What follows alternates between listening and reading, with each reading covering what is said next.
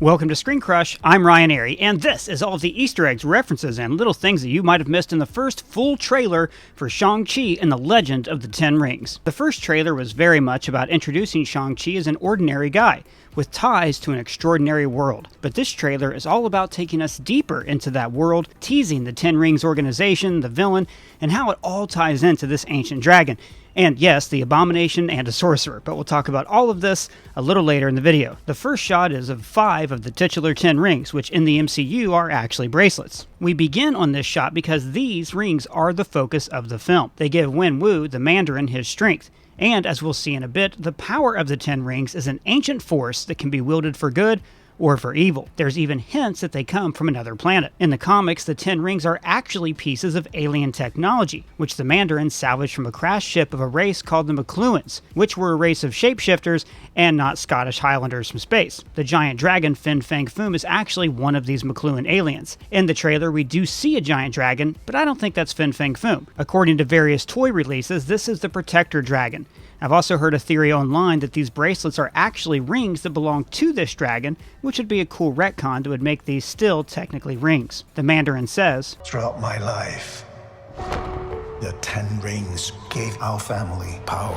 Now here we do see him with long hair and what appears to be ancient China using the rings in battle. I love how he uses them as a kind of energy boomerang instead of just shooting pure purple energy from them. We actually see 2 large-scale battles in this trailer, one in ancient China and one that's set modern day. There's actually a few key differences in each that are important to the future of Shang-Chi and the Avengers that I'll go over shortly. He tells his son, "If you want them to be yours one day, you have to show me you are strong enough to carry them."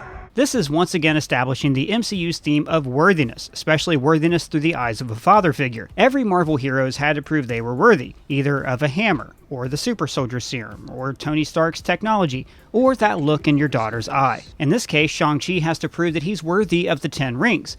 But his father's idea of worthiness is not necessarily the only kind of worthiness that gives you the power to use these things. Next, we see the 10 Rings flag flying on an ancient battlefield. Now, we went over this in our last Shang-Chi breakdown video, but the 10 Rings is the organization that kidnapped Tony Stark and Iron Man. The flag behind Tony Stark even matches the battle flag we see here. Now, that group that kidnapped Tony is actually a splinter group off this main, very ancient organization that the Mandarin is in charge of. And yes, Iron Man 3 did imply that the Mandarin and the 10 Rings were all a fraud. I know he's a little over the top sometimes. It's not entirely my fault. He's a stage actor.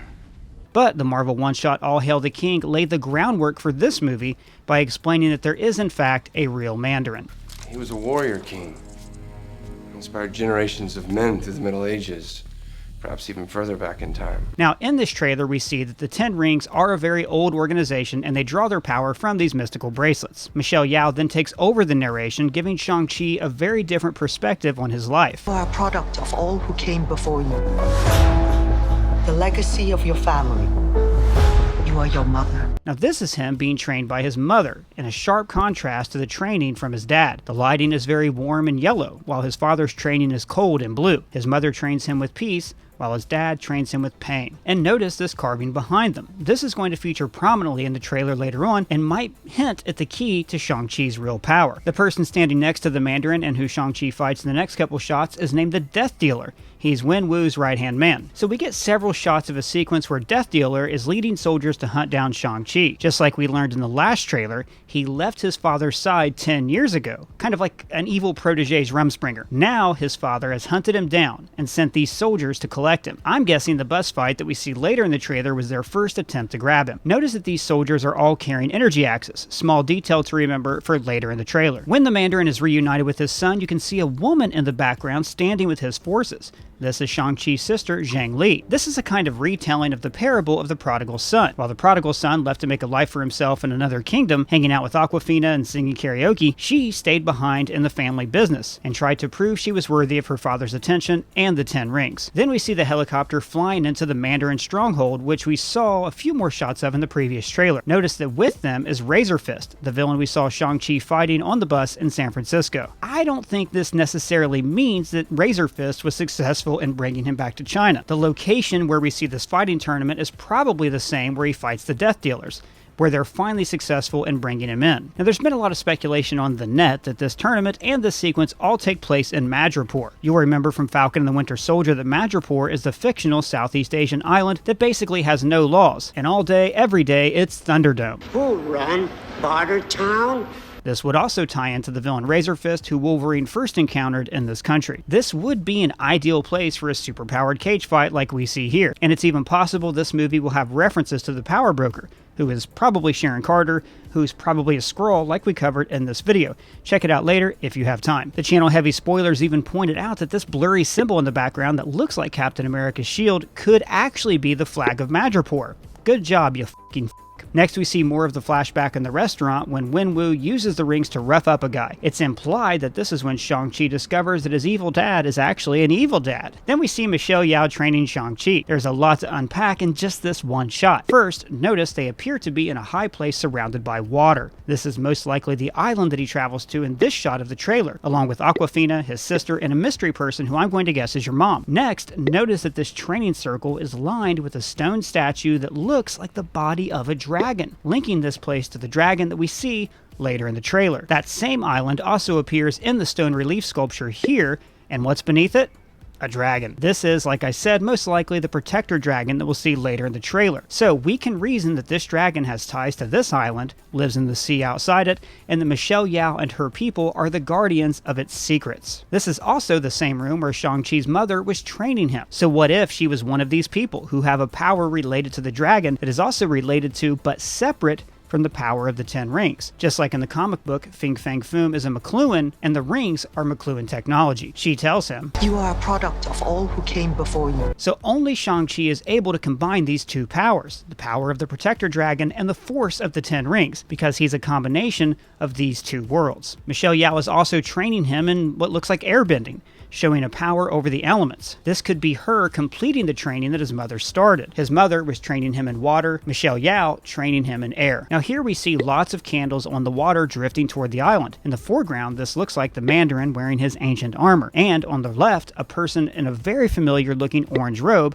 much like Michelle Yeoh's. This could be the funeral for Shang-Chi's mother. Later in the trailer, we see the Mandarin fighting another person in orange. I actually think this will end up being Shang-Chi's mother, showing how they first met and fell in love. But back to that stone carving. We see water pouring out and suspended in the air. It surprises Shang-Chi like he's never seen this before. Now, I'm not even sure that this is the Mandarin doing this because his rings aren't glowing. I think this is the manifestation of the power of the Protector Dragon, which is tied to the elements. Then we see that this same carving of clouds glows orange, the same color as Michelle Yeoh's robes and the same color that Shang-Chi's energy is later on in the trailer. The channel Emergency Awesome pointed out that Marvel likes to color code their energy their heroes use. Villains like the Mandarin, Agatha, and Ronan typically use purple energy, and Wanda uses red, Loki uses green, and now Shang-Chi uses orange. Then we see the Mandarin's army training, reminiscent of the Sorcerer's training in Doctor Strange. Now notice the 10 ring symbol on the floor, showing they are all serving this power and it surrounds them at all times. Then we see a brief shot of a battle taking place in a village. Now I think this takes place modern day. Notice the evil soldiers are wearing the same armor and using the same energy weapons that I pointed out earlier. This giant lion hurtling the bad guy away is actually a foo dog. These are statues carved throughout sacred sites in China to protect one's ancestors. And we did see these in the last trailer in the ancient battle. In the air in that battle, we also saw what looked like small flying dragons, which are not in the modern day battle, implying that the dragon's power has diminished. So I think that hundreds of years ago, the Mandarin tried to take over these people because they had the secret of the Protector Dragon. He failed, or maybe he succeeded,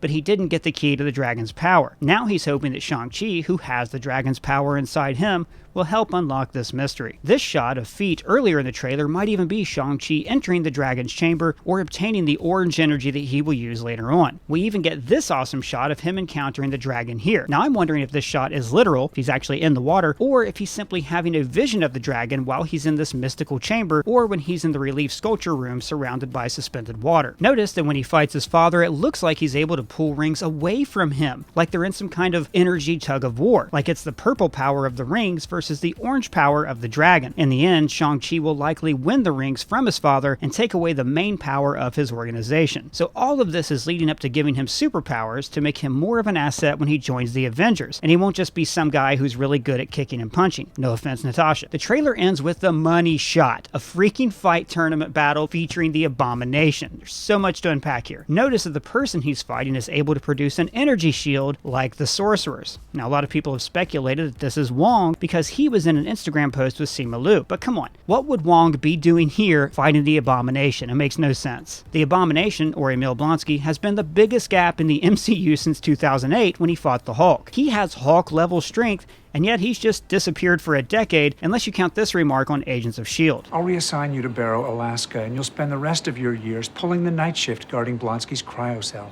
And now, here he is, looking much more comic accurate with ears and everything. So if this is Madripoor, it would make sense that Blonsky has made a living here, participating in superpowered gladiator fights. Just like the show Loki is mirroring Thor's path in Ragnarok, now Blonsky finds himself in the same situation that Hulk does in Ragnarok. Now this is all laying the groundwork for the Abomination to appear in the TV show She-Hulk next year. We have confirmation that Tim Roth will appear in that show alongside Mark Ruffalo playing Bruce Banner. So what we're starting to see here is Marvel villains or anti-heroes popping up in different movies and TV shows. In Loki, we have Sylvie playing the Enchantress, U.S. Agent and Baron Zemo in Falcon and the Winter Soldier. And that show ended with Val recruiting John Walker into some kind of new service. This is most likely all leading up to a government-controlled super team run by Secretary Thunderbolt Ross called the Thunderbolts. And we actually made a video about how Baron Zemo will be picked to lead that team. Check it out if you have time. Val is even going to appear in Black Widow, where she'll likely recruit another person, maybe Taskmaster, or maybe, I hope, Red Guardian.